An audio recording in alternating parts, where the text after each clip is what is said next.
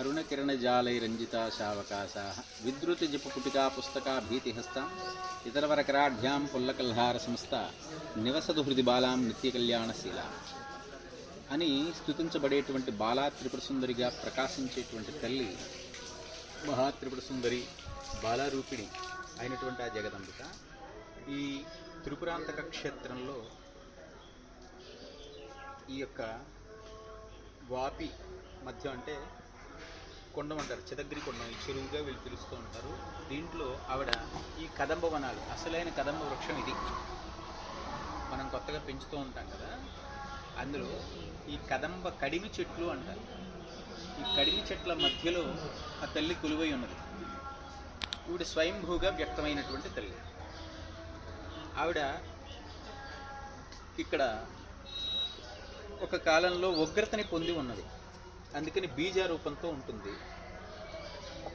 అక్కడ శాంతిని చేకూర్చి ఆ అమ్మవారి యొక్క బాలా కళని సాత్విక కళగా ఆవాహన చేసి ప్రతిష్ఠ చేయబడింది శంకరుల చేత, శంకరాచార్య పరమాత్మ. అందువల్ల ఆలయంలో మూల విరాట్ వెనుకగా ఉంటుంది. ముందుగా బాలా త్రిపుర సుందరి రూపంతో అమ్మ ప్రకాశిస్తూ ఉంటుంది. శాక్తే సంప్రదాయంలో ఈ ప్రాంతాలలో విశేషమైనటువంటి ప్రాముఖ్యత కలిగినటువంటి క్షేత్రము, స్థానము ఇది. శక్తి ఉపాసన చాలా రకాలుగా ఉంటుంది. అందులో చాలా విశిష్టమైనటువంటి క్రతువులు ఉంటాయి. ఆ క్రతువులతోటి వీరారాధ్యాయై నమః అని నామం ఉంటుంది లలిత శాస్త్రంలో. వీరారాధ్య అని, ఆ వీరారాధ్య ఆరాధన వీరుల చేత. వీరత్వం అంటే ఏంటి? సంకల్ప వీరత్వం. దేన్నైనా త్యజించగలిగడం అనమాట. ఆనందంగా దేన్నైనా వదులుకోగలగడం అనేది నిజమైన వీరత్వం అని చెబుతారు. అలాంటి వీరారాధన జరిగేటువంటి ప్రాంతాల్లో ఇది కూడా ముఖ్యమైనటువంటి స్థానం. అలా జరిగింది. ఎందుకంటే ఇక్కడ మనం ఆలయంలో చుట్టుపక్కల చూసినప్పుడు వీర శిల్పాలు ఉంటాయి. ఆ వీరులు అమ్మవారిని విపరీతమైన ఆరాధన చేసిన తర్వాత తమ శరీరాలని అమ్మవారికి సమర్పించేవారు. అంటే మనం అమ్మవారికి ఒక చక్కని మాల ఎలా అయితే సమర్పిస్తామో, ఓ పండు ఫలం ఎలా ఇస్తామో, అలాగే వారి శరీరాన్ని నిష్కామంగా ఎలాంటి కోరిక లేకుండా శరీరాలని కూడా అమ్మవారికి సమర్పణ చేసేవారు. వీరారాధన అంటే అది. కొంతమంది జిహ్వచ్ఛేదనాదులు శరీరంలో అంగాలని అలాగే శిరస్సుని ఖండించుకుని ఆ ఆమె సమర్పణ చేసేసుకోవడం అన్నమాట. అది ఆత్మహత్య కాదు, సమర్పణ. అలాగ సమర్పించుకున్నటువంటి నెత్తురు ఆమె పాదాలకి, ఆమెకి చేరేలాగా ఒక మార్గం ఉండేది. ఇక్కడ దాని సూచనలు ఇక్కడ చూడొచ్చు.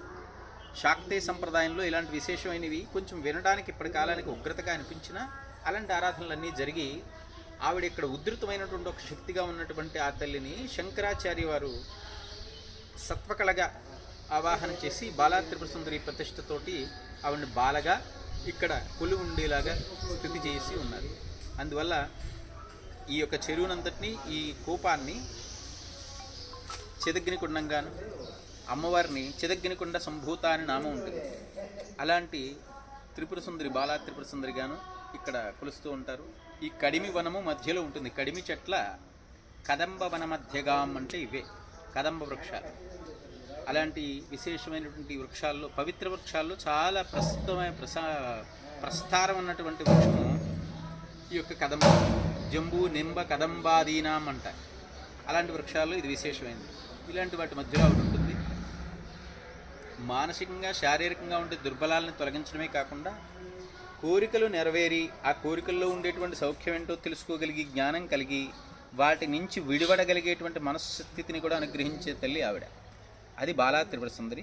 చాలా చక్కని, బాలంటే ఉంది, ఉత్సాహంగా ఆడుకునేటువంటి పిల్లలను చూస్తే మనకు తెలుస్తుంది కదా, ఏమీ పట్టదు వాళ్ళకి. అలాంటి మహా చైతన్యాన్ని మనలో నింపేది, ఒక రకమైన వ్యాకులతని, మానసికమైనటువంటి అసహజత్వాన్ని తొలగించేటువంటి చైతన్య శక్తి ఆవిడ. అందువల్ల ఆమె కటాక్షంతో అందరూ సుఖశాంతులతో ఉండాలి, లోకం సుభిక్షంగా ఉండాలి, ప్రజానీకమంతా సుఖజీవనాలు పొంది మంచి బుద్ధితో, మంచి మాటలతో జీవించాలి. సర్వే జనా సుఖినో భవంతు.